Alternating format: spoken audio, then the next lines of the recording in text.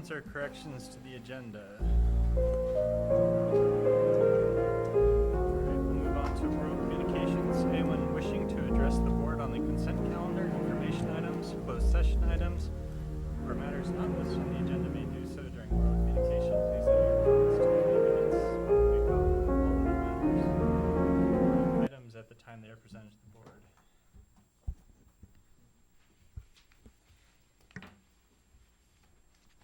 Good evening, Tom Raleigh speaking as a private citizen. And I recall the last time I appeared before here when I whipped out my Chicago Cubs ball cap. They won the World Series that year, 2016. So this is in honor of Chicago White Sox fan, your general manager, Dave Stolt. The Cubs, all things are right in the universe. The Cubs are back in first place. So anyway, it looks like a good year for the Wrigley Field eyes. Thanks. Thank you, Mr. Riley.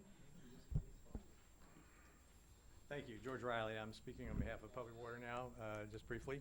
I have sent you a copy of a letter.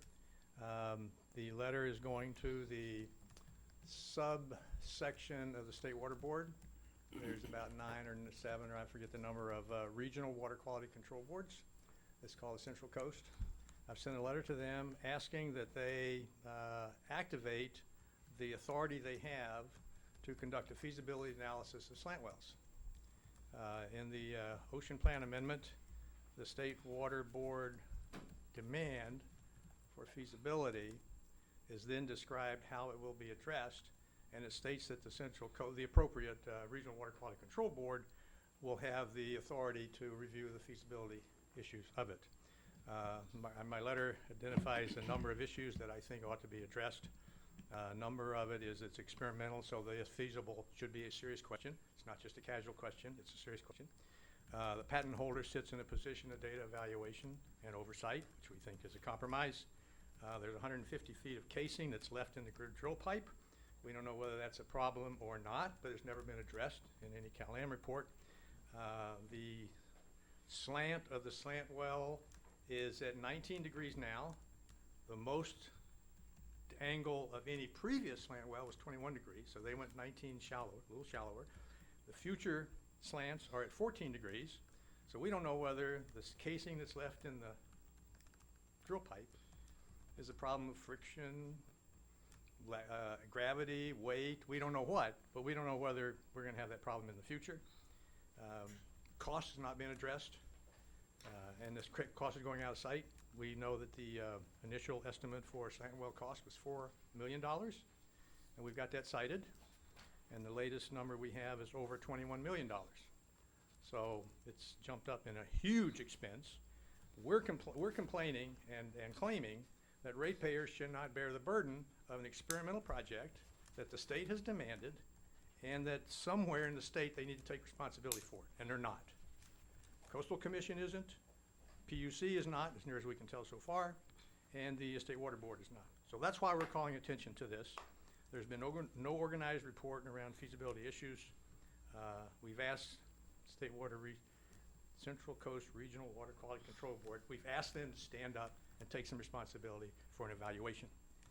It's also interesting because the master, it's called the Large Settlement Agreement. The Large Settlement Agreement was signed by you, I signed it once, but I withdrew.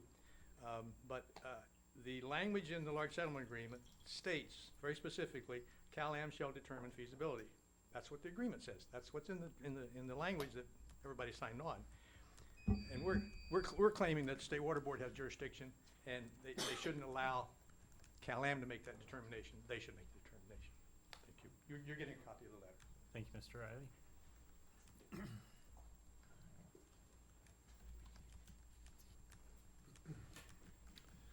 Good evening, everyone. Michael Bear, resident of Monterey ratepayer. It's a slow conversation we have, 3 minutes a month, except when I can't make it when I was out of town last month, so it's even slower. So I just want to go back to 2 months ago when I was last before you and suggesting, I was reporting a little bit on the Public Water Now's forum on Felton and encouraging you to be there, maybe a little castigating that you weren't there. And come to find out I was wrong. Mr. Clark was there. I didn't see you there. I didn't notice you were there. I'm glad you were there. So I want to clear the record. But it also raises an interesting point because my expression of what happened there versus Mr. Bruno's expression of what happened there that same night, diametrically opposed. Both things cannot be true. So I encourage you again to go to these forums, which will be upcoming. And I want to thank Ms. Adams. There was a forum about Marina and how they feel about the test slant well. And I saw that you were there, and I was very grateful to see you there. So once again, I want to reiterate the point that showing up to a Public Water Now forum is by no means an endorsement of anything. It's there to get information. And what Public Water Now is doing is getting other communities that have successfully had public buyouts in California and outside of California from private corporations, private utilities. And so as we're looking at this, as the vote comes up, if the vote is successful in terms of causing you to do a feasibility study at a minimum, these forums will be very helpful in reassuring you how it goes. So the next one is next Tuesday, July 24th, a week from tomorrow, 7 p.m. at the UU Church up on top of Carmel Hill there in Aguajito. It's Monterey. Monterey had a public buyout of Cal-Am in 2006. They were the first. They're a very small community, I don't know, 1,000 people. So, a lot of things don't go together or don't jive with our situation. But I'd be really interested for you to know how they feel about that public buyout 12 years after they did it. I'm interested for myself. I don't know either. I'm really interested. So I encourage you all to come. Thank you. Thank you, Mr. Bear. Anyone else for public comment? Okay, we'll go ahead and close public comment. We have the consent calendar. Anyone from the board wish to pull any items? Anyone from the public? Okay. Move approval. I have a motion Second. and a second. Director Lewis and Mayor Rubio. Any further discussion? All those in favor, aye. Aye. Opposed? Motion passes. Next, item 10, General Manager's Report.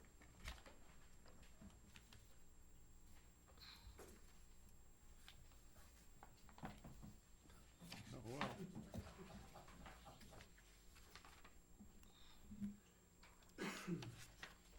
Well, we'll go without the pointer yet one more time.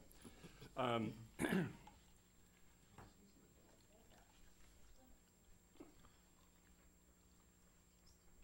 know you did. No, I can move the slides, but no pointer. Yeah, that's all right. Don't worry about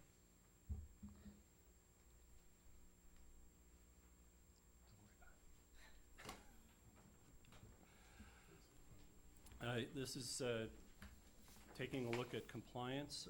We're 3/4 through the water year at this point, and the story is pretty much the same as what we've been talking about here through the summer. Cal-Am kind of front-loaded production from the Seaside Basin, keeping the river a little bit freer for later, which is why the coastal and Laguna Seca total of 2185 actually exceeds the adjudicated triennial step-down limit for this current period of 1820, which may result, I don't know, John, possibly of redefining some of this as ASR return water to bring it back into balance. The key thing here is on the Carmel River, we remain, or Cal-Am remains under the production target, and for the total, we're actually over the year-to-date target of just over 7,000, so we're keeping our eye on that. This next chart is new, you haven't seen before, but wanted to take a look at compliance with the cease and desist order. We have what's called an effective diversion limit of 8,310 acre-feet that can be withdrawn from the river. And you saw that number, the 5,234 year-to-date. That leaves what I call here a room under the EDL, the effective diversion limit, of just over 3,000 acre-feet. And the 5-year average for July, August, and September demand, shouldn't say October, it should say September, I apologize, has been 2,929. So we're very close, and hopefully, so Sand City desal has been operating the last 2 months close to capacity. So 3 more months would be approximately 75 acre-feet, you know, somewhere between 65 and 75. And that's kind of it. We're already over on Seaside. And so we'll be watching this very carefully as we head into the summer and look at irrigation demands and some of the other things. Suffice to say that this is a 5-year average demand for that 3-month period, but the last 2 years were 1 to 200 acre-feet below the average. So if we stay with where we've been most recently, get some production out of the Sand City desal plant, I don't foresee a big problem. This next chart just shows a piece I want to highlight is Sand City was 25 acre-feet of production last month, and this most recent month was 23, which kind of underscores what I was just talking about. The sum, the 292 should read 293. There's just a spreadsheet rounding error on this chart. And then the proxy for customer demand, one of the things I want to highlight here is you see zeros under ASR recovery. And John tells me that Calem's just beginning to do its extractions for ASR recovery. So we'll begin to see that in the next several reports through the end of the water year. And then down in the lower right-hand corner, you can see that we're over last year by 297 acre-feet, so demand is up. But what's interesting is about 250 of that was identified all the way back in January 1st, and we talked about the no snow in Tahoe, the fires, and how, you know, basically October through December was a very good business year here. So demand was up in those months, and that seems to be pretty much all that's driving it year to date after 9 months. On precipitation, there was none in June. And interestingly, we're at 65% of the long-term average, but we're on precipitation. We are going to end in a dry year designation, so not critically dry. But what's interesting is on unimpaired stream flow, we're at 47% of long-term average, but we're actually a little better off. We're going to end the year in the below normal range. So, and remember, it goes critically dry, dry, below normal, normal. So, and then usable storage is at 96% of long-term average right now. I also want to highlight a couple of things. On Monday, July 9th, we met with the State Water Board.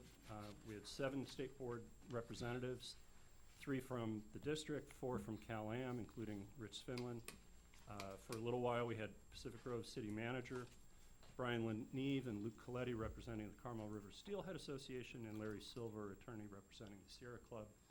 We met about the Condition 2 issue that we have here locally that both the planners and the business community want some clarity on.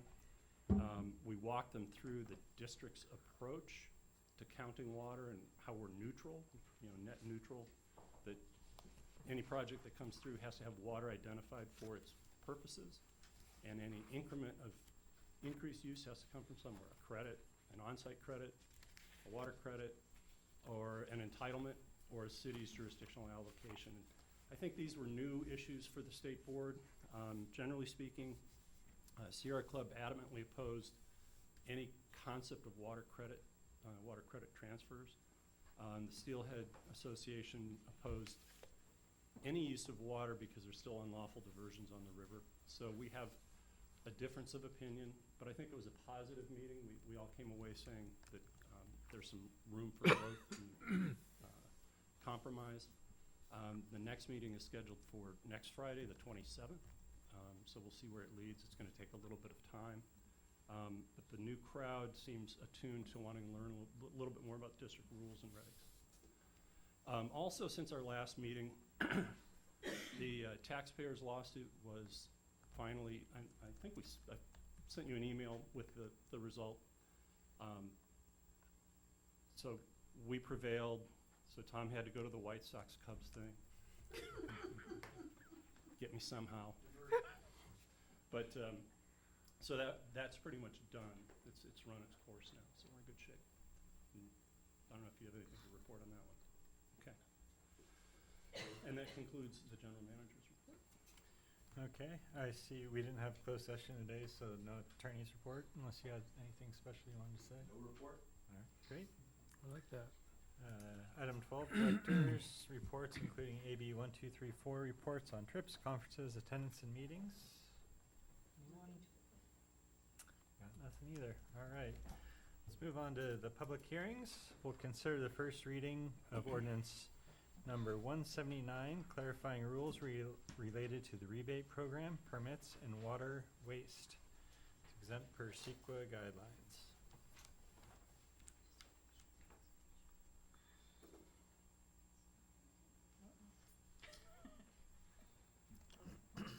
Throw it against the wall. Always works for me. Okay, sorry. Sorry. Mr. Chair, members of the board, this is the first reading of ordinance 179, and this is going to be a fairly short presentation this evening. Summarizing what ordinance 179 has, it amends the definition of legal parcel in Rule 11 to avoid a conflicting term with our definition for parcel. And this came up as part of our water distribution system permitting. The ordinance amends Rule 23 to clarify the methodology for estimating water demand. It makes corrections to the makes a requirement that corrections to a large landscape permit audit must be completed prior to the district's final inspection. And it authorizes the general manager to grant an undue hardship exemption for unusual fire service configurations, such as when a property is a great distance from the street, and rather than having to run 2 water lines up, they can split at the house if they agree to have a deed restriction recorded on the property.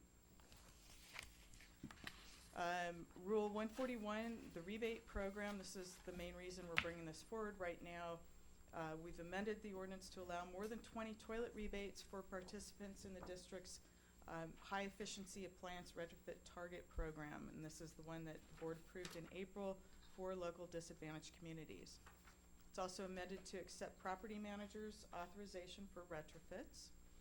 And then finally, Rule 162 has been amended to exempt irrigation by on-site wells from the 2-day-a-week watering schedule, and encourages that notices provided that it's being irrigated by a well in an urban setting.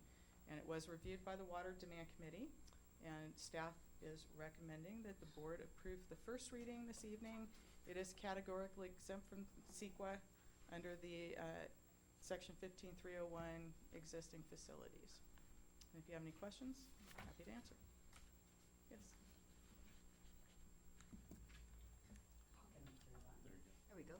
Good. I was just wondering if you could please remind me what the difference is between the HART program and for disadvantaged areas and the regular rebate program that we have. The regular rebate program limits the number of rebates that can be issued on a single site to 20 toilets. The exemption right now is for public nonprofits, or for nonprofit organizations.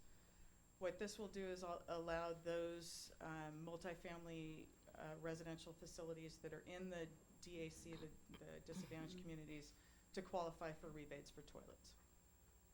So for more than 20 toilets, if they had more than 20. Okay. Thanks.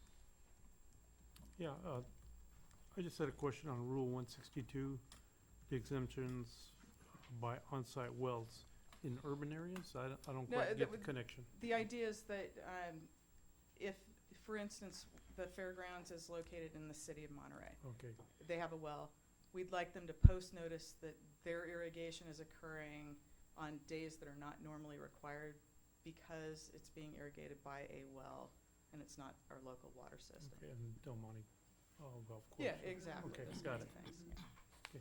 Thank you. Any other questions? Okay, we'll open up to the public. Have any public comment on this item? none, we'll close public comment. Move approval. Second. We have a motion by Burns, second by Lewis. Any further discussion? This will be a roll call vote. Director Evans? Yes. Director Rubio? Yes. Director Adams? Yes. Director Byrne? Yes. Director Lewis? Yes. And Director Clark? Yes. Unanimous approval. Thank you. Okay, we will move on to item 14. Consider certification of initial study mitigated negative declaration and addendum for Los Padres Dam gravel augmentation program, including adoption of CEQA findings and mitigation measures. Mr. Chair, members of the board, good evening. This is one of several items I'll be presenting here tonight. So this item is regarding installation of spawning gravel in the Carmel River downstream of Los Padres Dam. The district has had a program to augment spawning gravels in the river since the early 1990s, and spawning gravels are rounded river rock of 1 to 4 inches in diameter is the desired size of the spawning gravel that steelhead use to make their nests, their redds in winter and spring. And this is a program that has been discussed with California American Water and the National Marine and Fisheries Service to augment gravel downstream of Los Padres Dam for an extended period. Cal-Am has recently agreed or signed a memorandum of agreement that states that they would augment gravel in the river, spawning gravel in the river, until Los Padres Dam is removed. So this is the beginning of what could be a long-term program.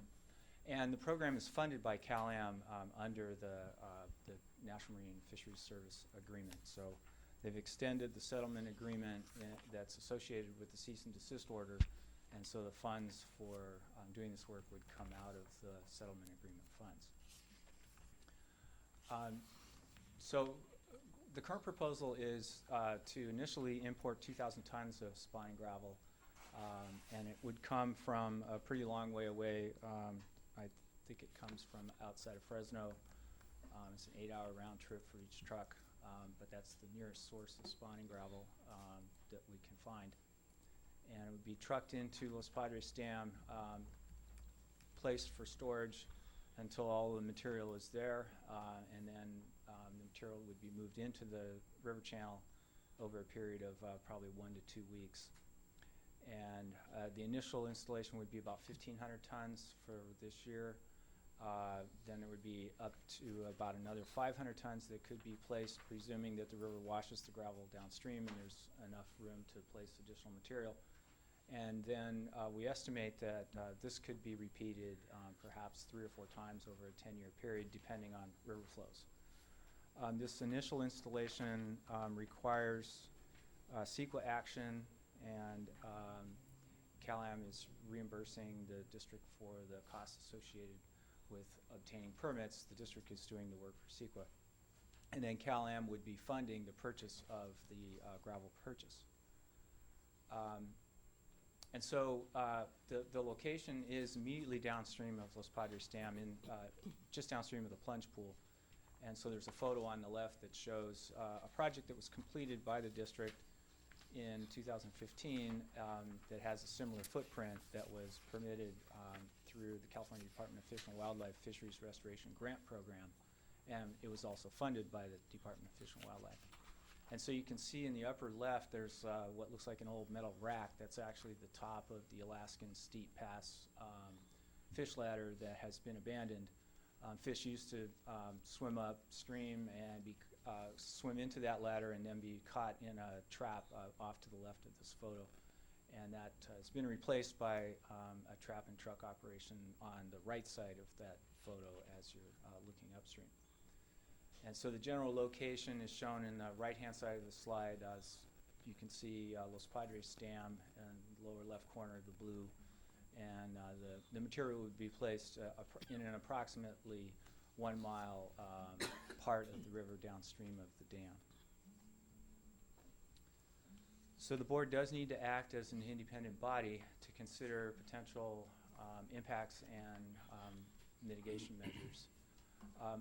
As I said previously, this is a duplicate of a project that was completed in 2015, and the mitigation measures that were approved with that project were basically to inspect for raptors and for California red-legged frog, and to restrict work to a time when spawning would not be occurring in the river. And so this SEQA action proposes to do the same mitigation measures, and the project description is the same as the previously approved negative declaration by the California Department of Fish and Wildlife.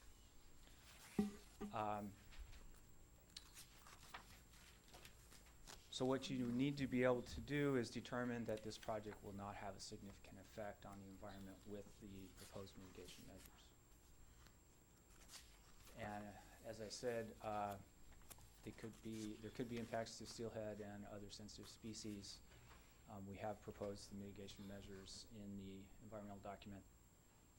And we've concluded that an environmental impact report is not necessary, that a mitigated negative declaration would be appropriate. So the addendum that you would adopt is to include the removal of the latter, which came up after the negative declaration had already been noticed. It's within the footprint of the project. It does not require any additional mitigation actions, and it has no new and significant impacts to remove that ladder. So there are 4 recommendations. If there are any written or oral comments received, and we have not received any written comments, but if there are any oral comments received during the public hearing, those should be addressed. You should adopt the SEQA findings and certify the final initial study and mitigated negative declaration and the addendum. There's a resolution in your packet to certify the mitigated negative declaration and addendum. And the 4th would be to adopt the mitigation measures included in the mitigated negative declaration. And then staff would, we would ask that you direct staff to prepare the final mitigated negative declaration and file a notice of determination with the county. And with that, I'd be happy to answer any questions. Any questions of the board? So I was just wondering if this is something that we do or have to do every year, or was the situation exacerbated by the extreme rains of 2015-16? So the material that was placed in 2015 has completely disappeared, or almost all of it. Mm-hmm. Virtually all of it has disappeared with the 2017 flows. And so this is to replace really that material and continue to add spawning gravel. So it's not that this would be done every year. It would be done more in response to When it's needed. what the river does to the material that's placed in the channel. Thank you. Any other questions? Okay, we'll go ahead and open it up to any public comment on this item.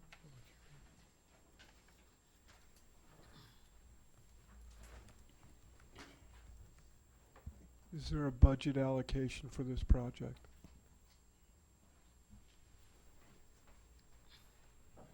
Let's get all the comments Oh, first, and yes. then we'll we can address them. Yeah. Sorry. Any other public comments? I mean, no, I'm sorry. What is the budget? Okay. Any other public comments?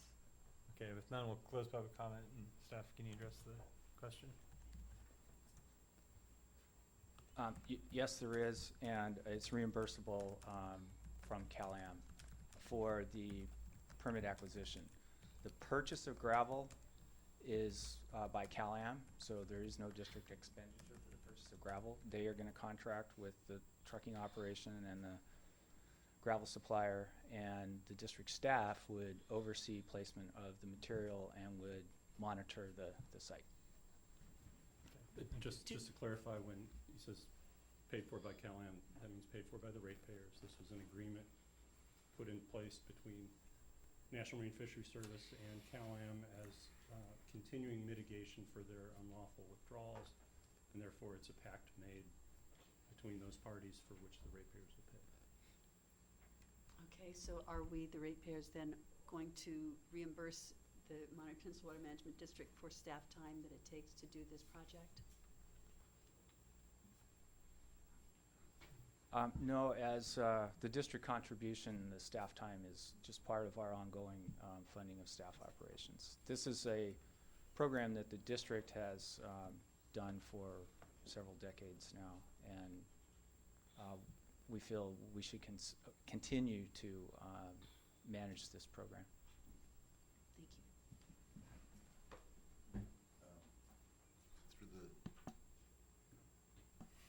Through the chair, if I could comment on that as well.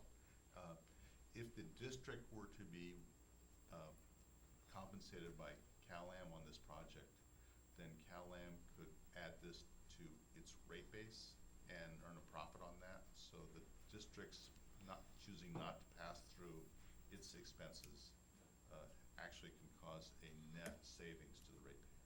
Thank you. Any other Where- questions? Wherever we leave. Okay, with no further questions, we'll entertain a motion. I guess I'll make a motion, but I'm not sure there's so many pieces to it. So we're approving the CEQA findings and certifying the final IS. Actually, MND. that is all incorporated in the resolution, so a Okay, motion so- to approve the resolution would Okay, include motion all to those approve. separate recommendations. To approve the resolution. Second. Okay, we had a motion by Byrne, seconded by Evans. Any further discussion? Seeing none, all those in favor? Aye. Aye. Any opposed? Motion passes. Thank you. All right, item 15. Consider approval of CEQA addendum to the mitigated negative declaration for the Sleepy Hollow Steelhead Rearing Facility upgrade. Yes, we're bringing you all the CEQA items we can tonight. They're going to keep coming. So this begins on page 215 of your packet. So the Sleepy Hollow Steelhead facility was previously approved by the project to upgrade the Sleepy Hollow Steelhead facility was previously approved by the district board in November of 2015. 2016, I think. The date of approval is in your packet. What has happened with this project is because of changes requested by Monterey County, the district has redesigned the project such that it's no longer a project that would balance the excavation and fill on site. So we need to find a site, or we have found a site, to dispose of the additional excavation that's required to complete the upgrade facility. And so this addendum is to change the project description such that the disposal site is described as part of the CEQA documentation. And the disposal site is owned by California American Water on a parcel immediately next door to the Sleepy Hollow facility. So this slide shows you a little pin down at the bottom that shows the Sleepy Hollow facility. North is up. Carmel Valley Road is right next to the pin that says Tularcitos Gate. And so there are two sites that CalAM has, I guess you could call abandoned with the removal of San Clemente Dam. Site B is where an old tank was that they took out, and Site A is part of the old filter plant. And so these are a couple of level areas on their existing parcel that they would allow the district to place material. So the addendum is just to recognize that, and the work to do this is within the scope that was previously analyzed.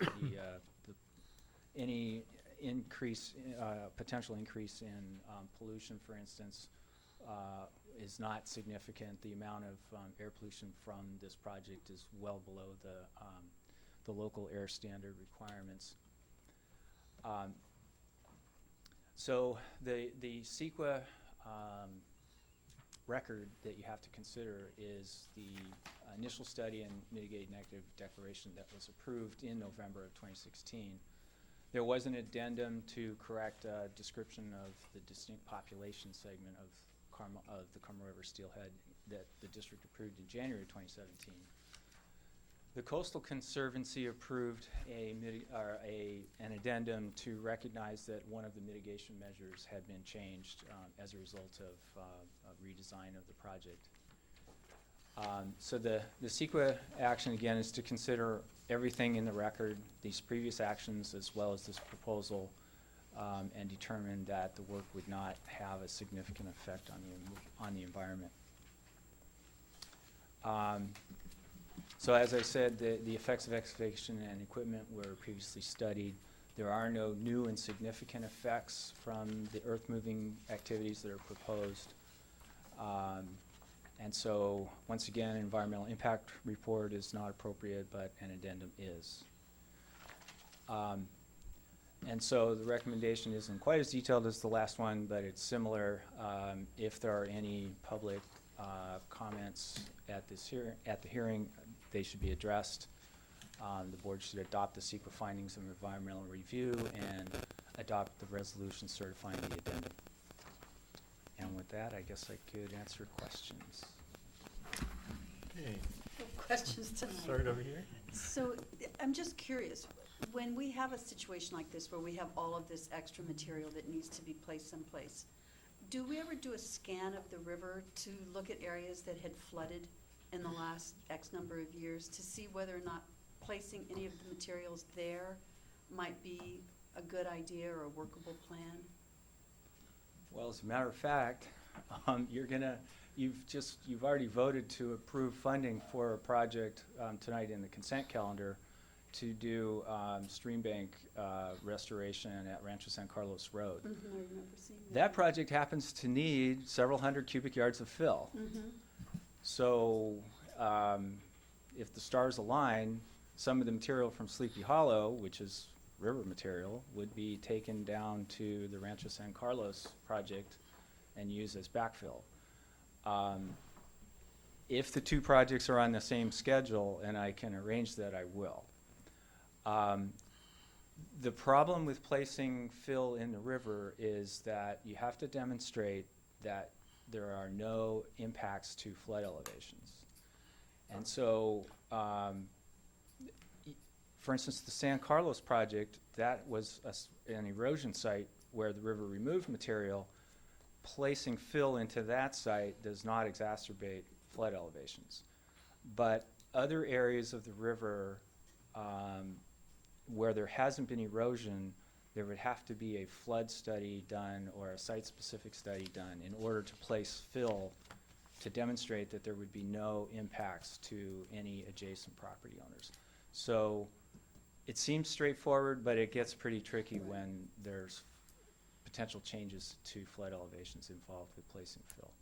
So would the area, the Paso Hondo area that flooded so much in 2017, would that be or not be an appropriate place? Not in the river, but just along the river where it flooded so badly? After that Paso Hondo area had flooding, I spoke with the Park District and the property owners, and I recommended that they consider placing material along the park property fence line to protect the properties that were flooded from flooding. And so that would be a use of placing fill if the county allowed that to happen. So yes, that's an area where it could happen. Again, it needs engineering analysis, and it needs the county to kind of say, yeah, go do that. There's 2 years. Right.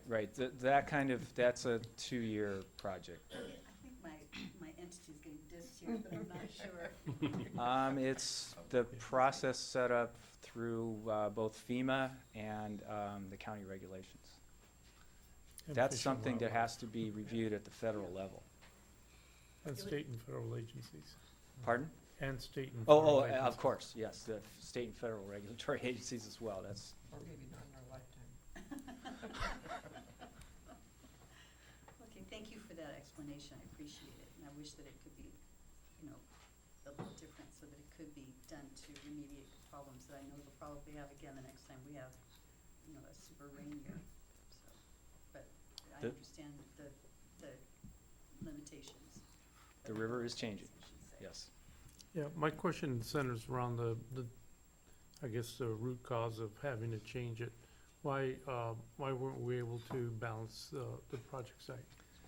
What was the objection? The initial proposal was to place the material, the excavated material, at the site. Mhm. So this site is the nearest upstream, the nearest upstream site that could be affected by flooding is about, I think, 5 miles. It's up at the Kashawa Community Center. And we could fill the entire area with material. We would not impact flood elevations. And so that was our initial proposal, was to just lose the material on site. However, the county is a zero floodway rise, meaning nowhere along the floodway, which all of this site is within the 100-year floodway, which is reserved to carry the 100-year flood. This community is a zero-rise floodway, so the county Water Resources Agency could not allow any placement of material in the 100-year floodway and could not allow anything that would block any flow. And so we had to redesign to move the building out of the floodway, which created a lot more excavation. And we also had to move some other facilities as well. And now this excess material, what was it, 2,000 cubic yards? Yes, And that's being trucked? yes. It's being trucked, it's about less than a half a mile. Okay, thank you. This side? I'll start over here No, next Mayor time. Rubio asked my question. Okay, with no questions, we'll go ahead for public comment.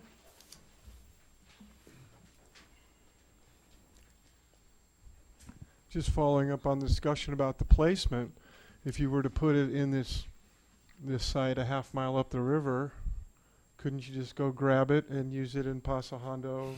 Or is it the idea that, the Paso Hondo is going to take all this time to get through all the, the bureaucracy to get permission? When it's time to, when you get that permission, couldn't you just go up there and bring it down? Use it. It's like a depot, right? It's not going to have to dug up. It's just going to be sitting there. That's my question.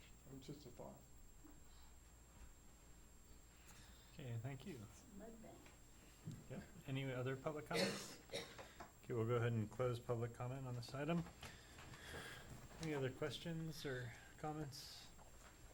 I said Do I'd you want start an over answer here. to that question?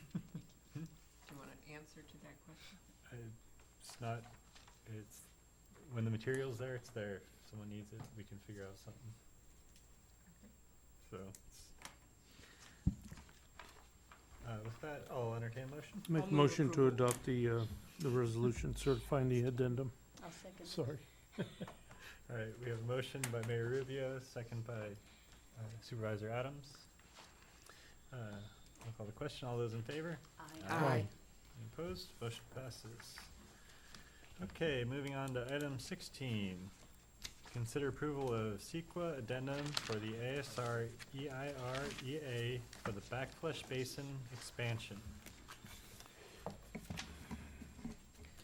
Good evening. I'm following Larry's lead on bringing CEQA items to you tonight. I'm here to request board approval of a CEQA addendum to the ASR Environmental Impact Report Environmental Assessment for the Backflush Basin expansion project at the seaside, at the Santa Margarita site. The project change we're evaluating is an expansion of the Santa Margarita facility backflush basin. It's currently designed to accommodate backflush water from the 2 wells at the Santa Margarita facility. We want to expand it to accommodate backflush water from 6 aquifer storage and recovery wells. As a part of that construction, we're going to build a second entrance onto General Jim Moore to both facilitate large construction vehicles during facility operation, and in the longer run to facilitate operation while our well at the front of the property requires maintenance. It's 20 years old almost this year, and it needs a little work sometimes and tends to block access to the rest of the site. Excuse me. We're going to be installing a fence in between the two entrances just along General Jim Moore for this interim period because we are excavating the land. Lastly, we've included 2 sand walls, which are not proposed for construction this year, but we want to environmentally evaluate them now in case it becomes a hotbed issue. We'll have this aspect of the process done. Construction of those works is going to include clearing, excavating, grading, and the second egress onto General Jim Moore Boulevard. We don't have a dot on this. Okay. In tiny writing up there, the Santa Margarita facility, also the ASR Phase 1 facility, the names are interchangeable, is on the east side of General Jim Moore Boulevard, just south of Co-Eucalyptus. That's the Santa Margarita site with 2 aquifer storage and recovery wells, the backflush basin. About 900 feet up from there, you can see ASR Phase 2. That's 2 additional ASR wells that we constructed at the Seaside Middle School site. A backflush basin was included in the environmental evaluation for that site. We never did construct it because the school district did not want an elevated backflush basin on school ground properties.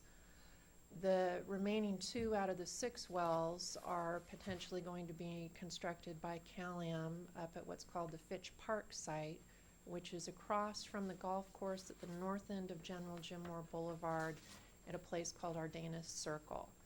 And that has been evaluated as a part of the Monterey Peninsula Water Supply Project.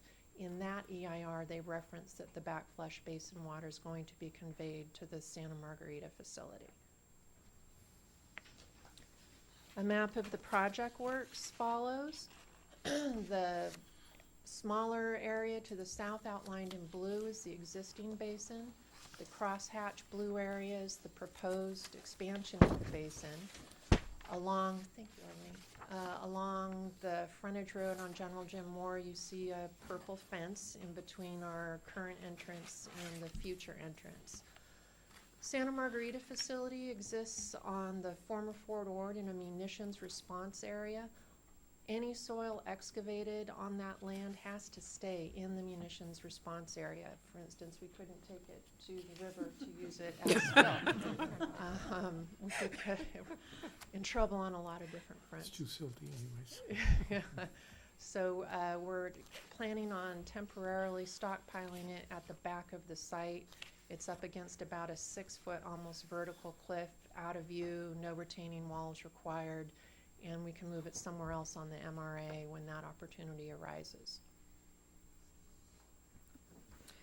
The CEQA history for ASR is long. This is the 4th addendum for the EIR.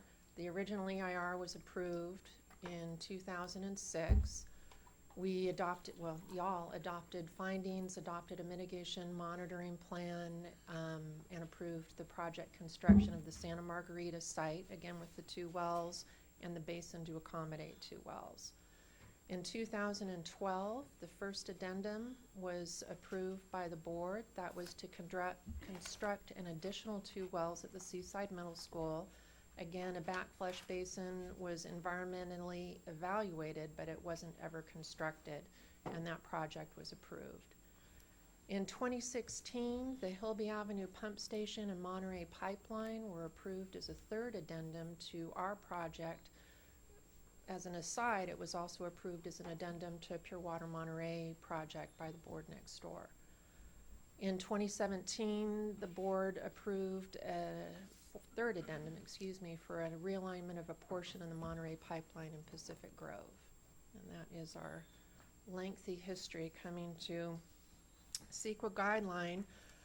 15164, I apologize for reading directly, but I don't have this memorized. The lead agency or responsible agency shall prepare an addendum to a previously certified EIR if some changes or additions are necessary, but none of the conditions described in CEQA Guideline 15162 calling for preparation of a subsequent EIR have occurred. We had Denise Duffy and Associates conduct an evaluation of the proposed change for environmental impacts. The evaluation indicated that the project changes do not involve new significant environmental effects because everything that we're planning on doing, we've already evaluated environmentally, both in the phase 1 and phase 1 EIR and the phase 2 addendum. So there are no new, and we're not doing anything new that would cause a new environmental impact. Project changes that don't involve a substantial increase in the severity of previously identified significant effects. There were 2 effects that could be potentially significant for this work. One is cultural resources, and the other is the hazards and hazardous materials. That's the unexploded ordnance. Mitigation measures were adopted in 2006 and 2012, and the mitigation measures take the severity of impact to less than significant with mitigation. Those mitigation measures apply to this work.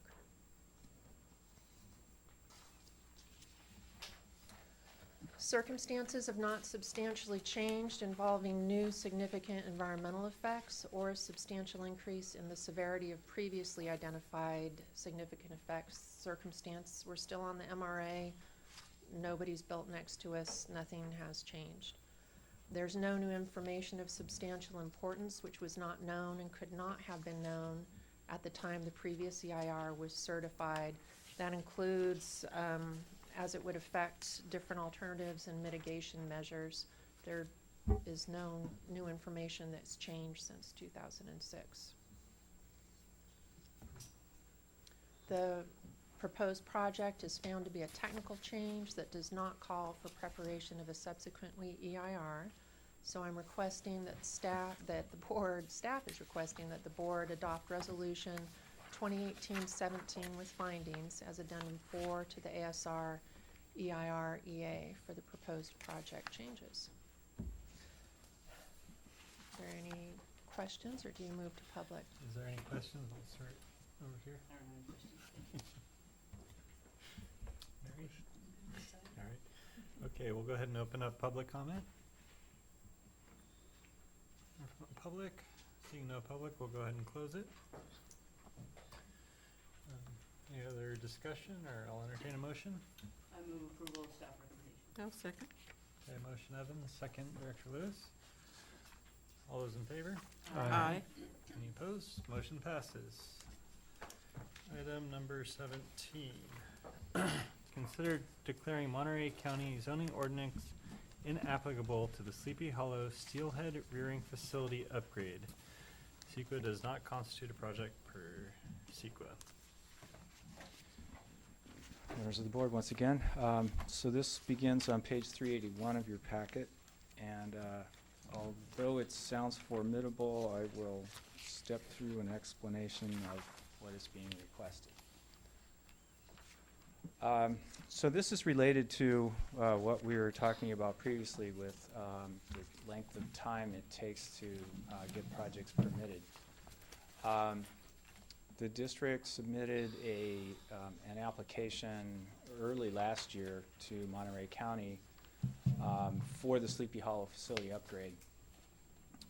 There was back and forth between the two organizations. A lot of things took a lot of time to come to a final design and a final application.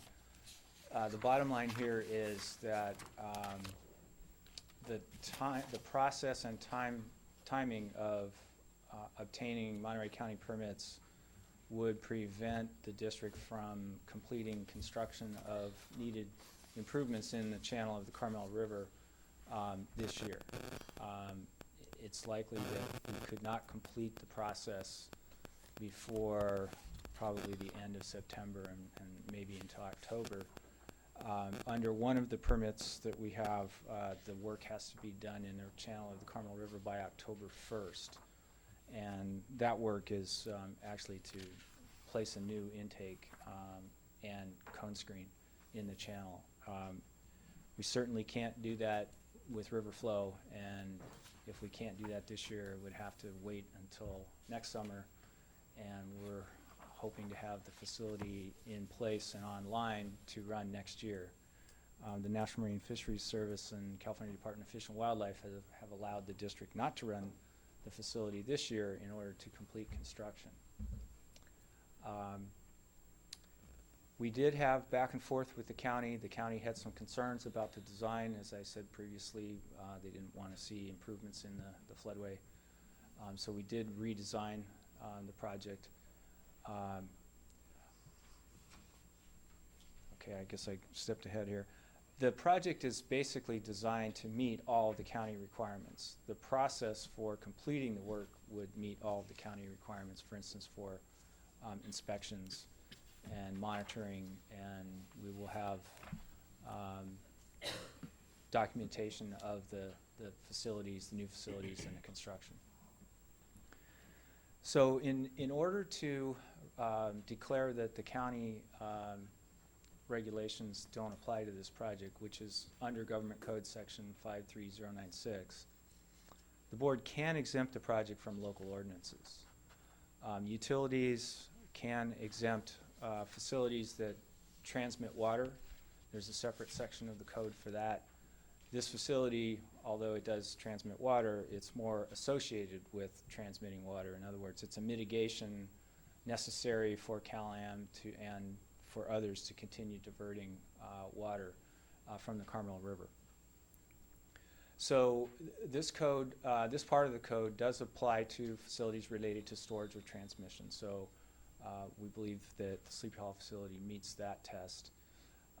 The board has to find that there is no feasible alternative to declaring the local ordinances or to declare that they don't apply. And then 4/5 of the board must vote to declare that the ordinances are inapplicable. And in this case, it's a minimum of 4/5. In this case, it would take 6 board members out of the 7 to meet that requirement. So I guess I did get a little ahead here with my description. So we're becoming more convinced that this facility is not likely to be able to operate under the existing conditions without improvements. The one time the facility was operated after the 2017 winter flows, there was a lot of sand pumped through the pumps, and it was only operated for a few hours. So there is still sand moving through the river. It's likely to continue for some time to come. And so replacing the intake and providing filtration and allowing for partial recirculation of water is probably going to be necessary in order to safely operate the facility. We wouldn't want to be in a position where we start operating the facility, the pumps get clogged, we go into an emergency mode, and then we have to release the fish all in an emergency. And so this project needs to happen before the facility can be operated safely. We did contact Monterey County staff and Supervisor Adams about this. We have support of the staff for doing this. They understand the need to get it done. They appreciated the fact that we redesigned the project to avoid any impacts to the floodway. And I think a delay of the project could have an impact on the steelhead population if we're not able to raise fish in the facility. So the recommendation here is to accept any or address any oral comments. At this point, we've received no written comments. And adopt the resolution 2018-18 in your packet that declares the ordinance inapplicable to the facility. And Any with that, questions? Director Evans? Thank you. Just a couple of questions. Can you clarify how So, all right, let me back up. The reason that this project would fall under the category of a water transmission facility or facility related to storage or transmission of water is because it is part of the mitigation to allow for the unlawful diversions?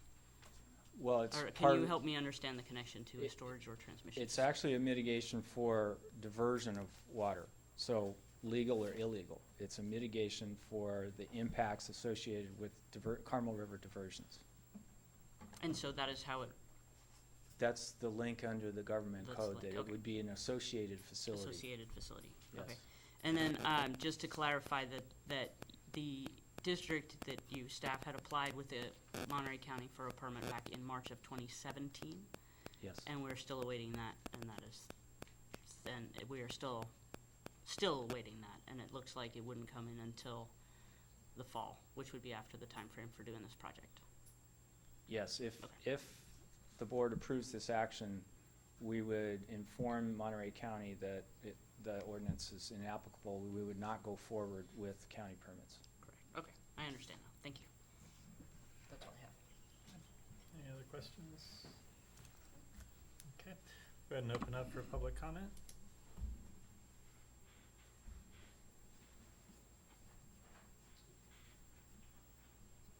Tom Raleigh speaking as a citizen of Monterey and someone who's followed this issue on the rearing facility, and I admit it's a little hard to read it from photos that were given in previous presentations that Larry's made.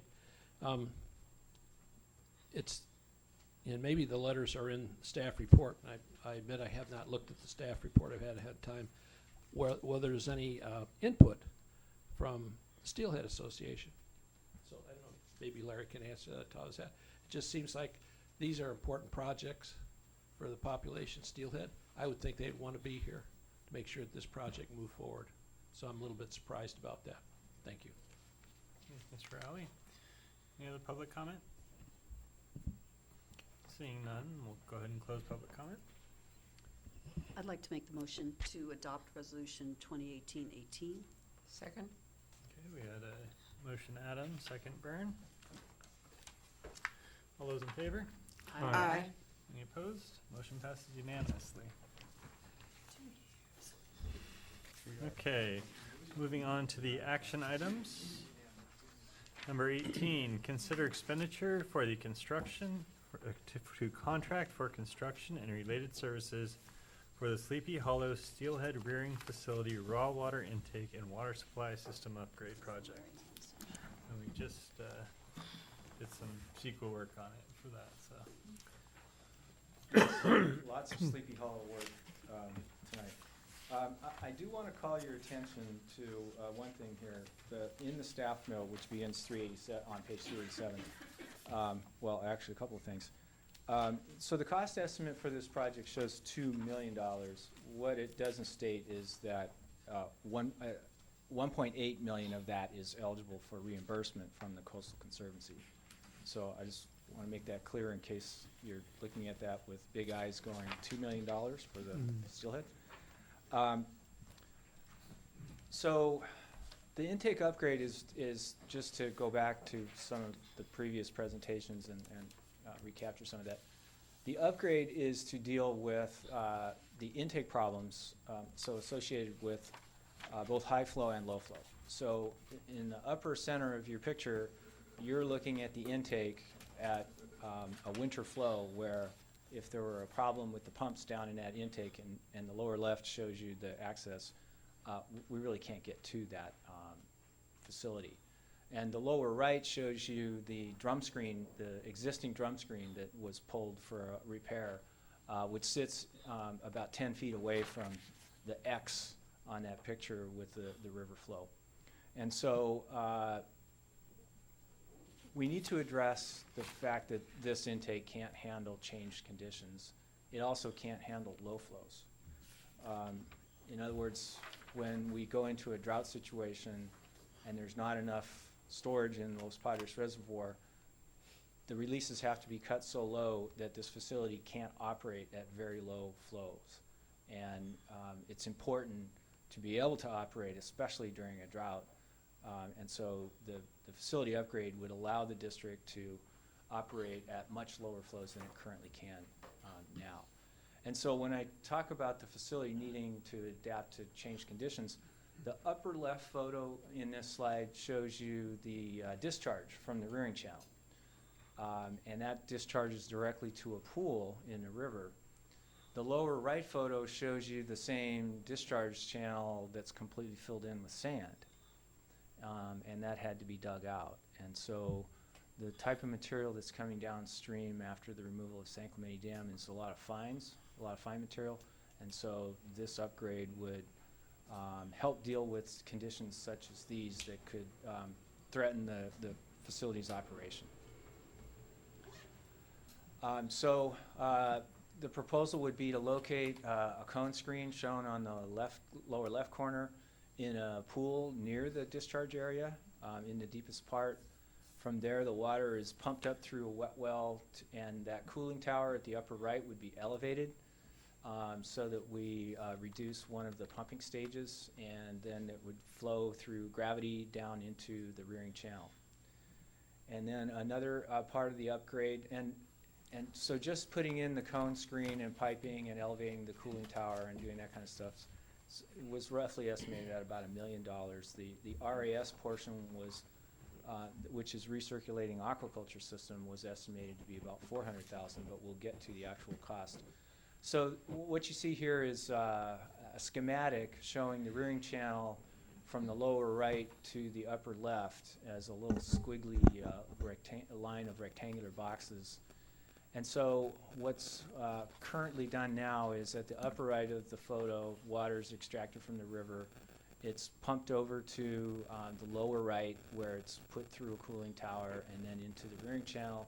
And then the water is allowed to discharge to the river at the upper left into the pool that you saw in the previous photo.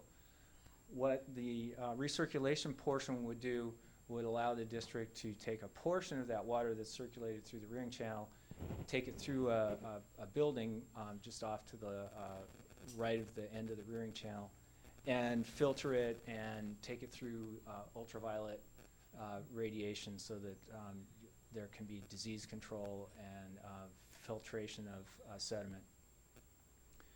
And so from there, it would be pumped up to the cooling tower and mixed with a portion of water directly from the channel. So these improvements were put out to bid. They were advertised as required by law 3 times in a row in the Monterey County Weekly. They were put on, the bid was put on the builders exchanges in the Central Coast, San Luis Obispo County, and San Jose area. I was kind of surprised when no contractors showed up at the pre-bid meeting. I've never had a bid on a project where the contractor didn't show up to at least look at it. There was one bid received from Mercer Fraser Company out of Eureka.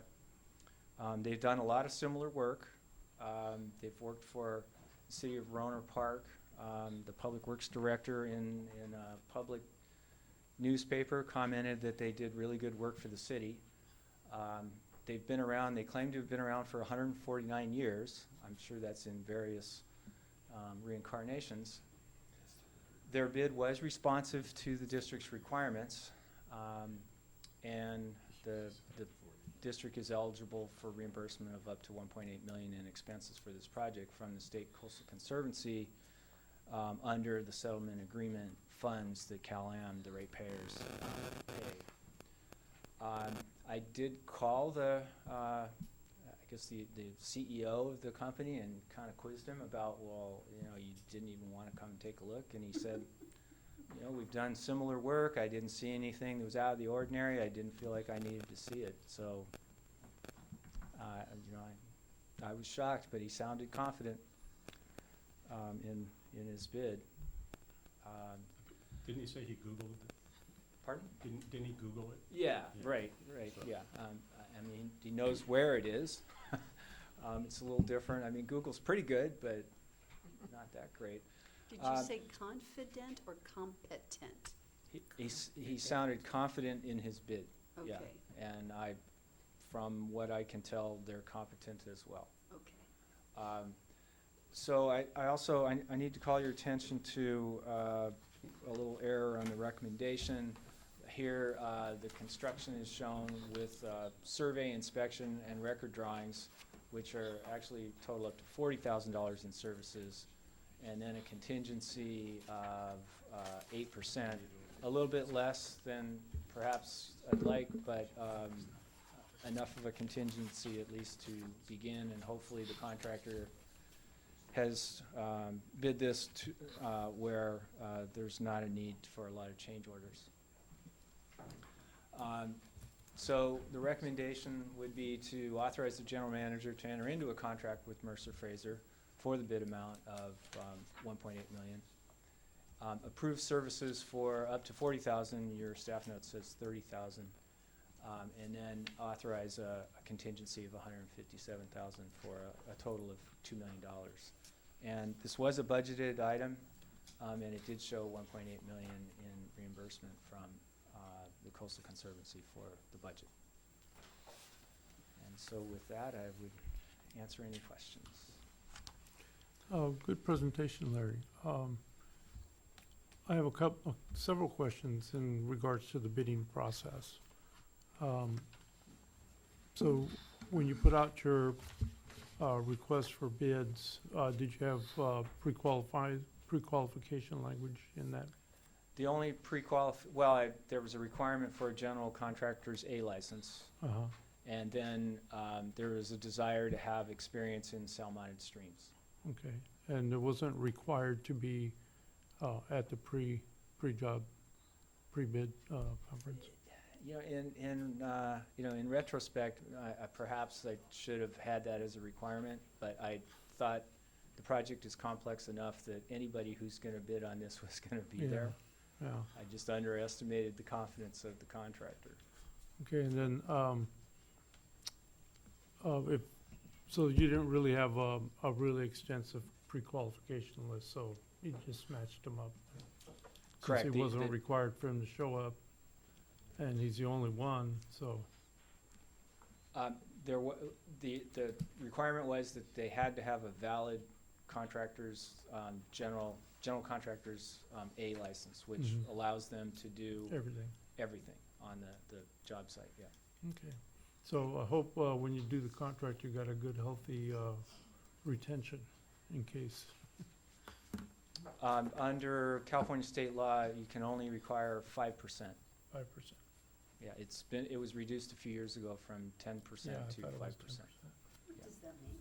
A retention, it's that you hold back 10% to make sure that everything's done correctly before you pay the final bill. Thank you. Okay, any other questions? Okay, we'll go ahead and open up public comment on this item.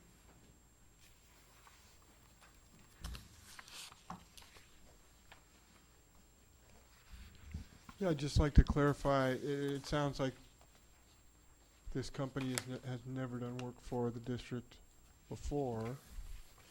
And the question, I mean, is one possible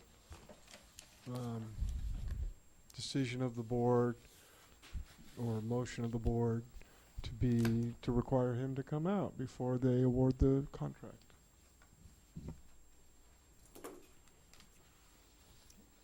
Any other public comments? Okay, we'll go ahead and close public comment on this item. Move approval? I'll second. Motion Director Byrne, second Director Rubio. Hang on a second.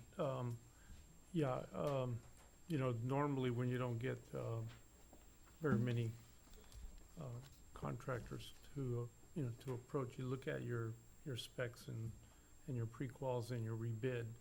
But recognizing that we're under a time crunch to get this thing done before the flows, I understand why we're not rebidding. And I'd also like to mention that this was very close to your engineering estimate for the cost of the project. Yep. Well, it was close to the engineering estimate with the contingency that the engineer had put on of like 25% in cost. So they did an opinion of probable cost that came in at about 1.5 million with about a $300,000 contingency. So I guess, yes, the answer is it did come in at the engineer's estimate, but it came in at the high end. Well, there may have not been more people bidding just because of the short time frame. Possible. Okay. All right, well, we have a motion on the floor, so I'll go ahead and call the question. All those in favor? Aye. Opposed? Motion passes. Okay, item 19, consider expenditure for Santa Margarita Backflush Basin Expansion Project construction and support services. We adopted the CEQA earlier. So I'm here to request authorization for the general manager to enter into contracts for construction and support services for the Santa Margarita Backflush Basin expansion. Again, to briefly review the works, we're gonna triple the size of the backflush basin. We have some above-ground pipes that we need to move underground in order to facilitate large construction vehicles' passage to do the excavation. That was environmentally considered in the original EIR, so it wasn't a part of the addendum, but it is a part of the construction. We're constructing the second entrance and the frontage fence on General Jim Moore. Again, a quick review of the works, the expansion of the backflush basin, the frontage fence along General Jim Moore in between the new entrance to the north, the existing entrance to the south, and you can see the pipelines in teal just to the east of the existing entrance in the lower left-hand corner. Those are pipes that are going to be removed, and we'll install new ones underground to allow excavation equipment passage. We advertised for bids on May 30th. 2 potential bidders attended the mandatory pre-bid meeting on June 14th. We opened bids on July 2nd. The responsible bidder with the lowest responsive bid was Granite Rock Company in the amount of $591,721. We did something a little different with this bid. We've been in the process of designing the final phase of the Santa Margarita site, which will be disinfection facilities. And as we're looking at wrapping the site up, we've been meeting with the city on a regular basis. The fence that we're constructing along General Jim Moore is longer than we thought it was going to be in 2006, and for water security, it's also 8 feet high. Through our conversations with the city, a concrete masonry unit wall that's plastered, that's 8 feet high and almost 160 feet long, has a very unfriendly feel. And they felt that that wasn't compatible with the direction the city's going in, so they asked us to look into other fencing options, one of which being the fence that exists at the Naval Postgraduate School in Monterey. We bid the project with both fencing options in the base bid in order to encourage competitive pricing. If we'd chosen one over the other, we didn't know which one was going to get selected. We didn't want to wind up going with the alternative item and having that be more expensive than it needed to be. So if we construct the CMU option, the contract amount would be $479,881 with a 10% contingency for the total shown. It ends up in the time that I've written these materials, the city's confirmed in writing that they would prefer the iron fence. So I'll be asking for the general manager to be authorized to enter into a construction contract for an amount of $468,000, I need my glasses.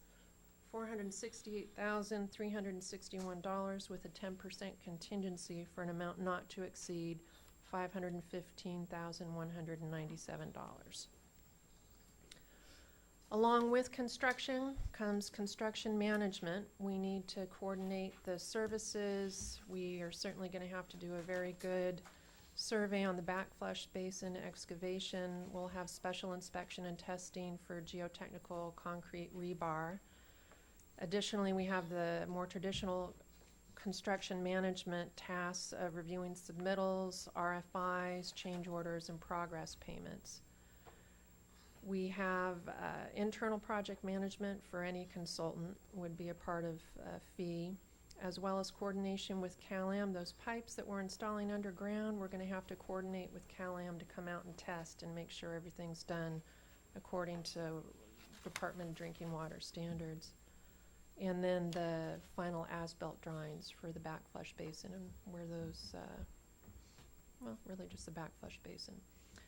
Pueblo Water Resources has been working with the district since the mid-90s, conceiving this site, testing the site, constructing the site, and the Seaside Middle School site. They're doing the design for the disinfection facilities that we hope to construct next year. Additionally, Pueblo is CalAm's designer for the future Fitch Park ASR wells that are going to be constructed up the road. We feel that Pueblo is uniquely qualified to provide construction management services, being able to adjust and respond to requests for changes in a manner that's consistent with the future vision for the site. I'm requesting the board authorize the general manager to amend Pueblo's contract by the amount $87,304 with a 10% contingency to be authorized by district staff for a total amount not to exceed $96,034. So in discussing the disinfection facility, we've been meeting with stakeholders, both CalAm and the City of Seaside and Fort Ord Reuse Authority, trying to get agreement on this final phase. This is where all the aesthetics get agreed to and up to date because the original EIR was written in 2006, so we thought that we'd share some of the elevation drawings that we've had constructed. We'll be showing this, I believe, on Thursday night at City Council meeting. Once the disinfection facilities are constructed, it looks like this is the direction we're going in. You can see the wrought iron fencing in a similar design. I wish I had a pointer.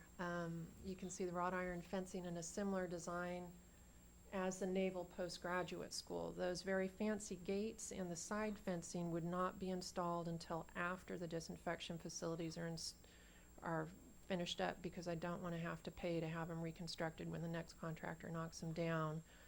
Certainly, I'm sure you noticed there's a second building on the site. We believe at this point the disinfection facilities are going to require a disinfection building that's standalone and lower in elevation. We've reviewed this with city staff on 2 separate occasions, and we are all on board, but again, this is in design phase, and it's why we're showing drawings right now. Where, what would that be on the plot plan? I'm sorry? Where would that be on the plot plan? It The, will disinfection be facility? it'll be almost right behind that front fence Okay. on General Jim Moore. So it's low in elevation, and it can house disinfectant for 4 wells Okay, so it'll be between the fence and the. and the backflush basin, Yeah, correct? okay. Yes. I have a question. So the wrought iron fence is a little less expensive? to start Slightly out? less expensive, yes. But what's the maintenance cost? Well, we're getting the wrought iron fencing that's a screwed connection, and my understanding is it has a 10-year guarantee. My personal experience with wrought iron fencing is the welds. I've had to maintain those and redo those within 10 years. So my understanding from talking with people who have the screwed connection is it is a 10-year guarantee. So in 10 years, you'll have to start maintaining, I because I think know painting, that the powder coating on it doesn't last that long anyway. but the screw, if you look at the places where the wrought iron fencing fails, it's typically at the weld material. And if, please contradict me if you've observed something different. Well, I guess the point is, the concrete block is probably the most maintenance is painting it. Repeatedly after it gets graffitied. Well, that's a good point, but the wrought iron fence is a major maintenance issue over the years. I can tell you that. Yeah, this is a concession to Seaside. They wanted aesthetic control. Yeah, I mean, that's along it's gonna be a developed area, so we want it to look nice. Doesn't not necessarily a industrial look to it. Keep in mind too that there are 2 schools nearby, and children walk home with spray cans, and they would love a masonry palette to work on. Other point. Okay, any other questions? I don't think she was done yet. I still want more money. So lastly, again, being on the former munitions response area of the former Fort Ord, we have to pay to have all workers disturbing soil trained on unexploded munitions. If in the event a medium to high hazard item or potential hazard item is found, we have to pay to bring in munitions experts to evaluate the danger and mitigate that. FOR has provided an estimate of $50,195. I'd like a 10%, I'm requesting a 10% contingency to be authorized by district staff for a total amount not to exceed $55,215. If we don't find anything, we don't expend the response funding. The only thing that's really gonna get spent here is the training, and that's about $10,000. Again, unless we find something, we won't know that. Lastly, I'm requesting biological services to conduct pre-construction surveys. We have sensitive species that the Habitat Management Plan controls for through the EIR and the addendum. I'm recommending a best practice to conduct pre-construction surveys for the legless lizard, the dusky-footed wood rat, and nesting birds. It's standard it's standard practice on the other projects in the area, and I'm bringing it to the board, bringing this request to the board for an amount not to exceed $9,397. So in the summary, this is a summary of my requests. The total amount for this bid item is not $688,515. It's $675,843 because we are going with Seaside's requested wrought iron fence. The first request value changes from a contract amount of $468,361 with a 10% contingency for a total not to exceed of $515,197. The rest of the request expenditures stand. Okay, any questions, Ms. Hamilton? Okay, we'll go ahead and open up public comment. Anyone from the public wishing to address? Okay, seeing none, we'll close public comment. Move the staff recommendation. Second. Motion Rubio, second Lewis. I Comments? need to ask whether or not I need to abstain from this vote because I serve on the FOR board No, of you do trustees. not. Okay, thank you. Okay, with that, I'll call the question. All those in favor? Aye. Any opposed? Motion passes. Mr. Chairman, before you adjourn, I'd like to commend the new garrison commander of the City of Monterey for showing some interest. Colonel Gregory Ford recently joined us and knew that water was a key issue around here and decided to come see what it's all about. It'll probably be the last time he sits through an entire meeting. But we welcome him to the Monterey community. Welcome. There was a lot of very technical information in this packet, and you can see it's an inch thick. So I want to commend staff. You guys did a great job in breaking it down and making it easy to understand. So thank you for all that hard work and time you put into it. Very good hearing. With that, we have informational items and staff reports in that packet. And with that, we will adjourn. Thank you. Awesome. Hey, Larry. Our committee member, is he still interested in serving?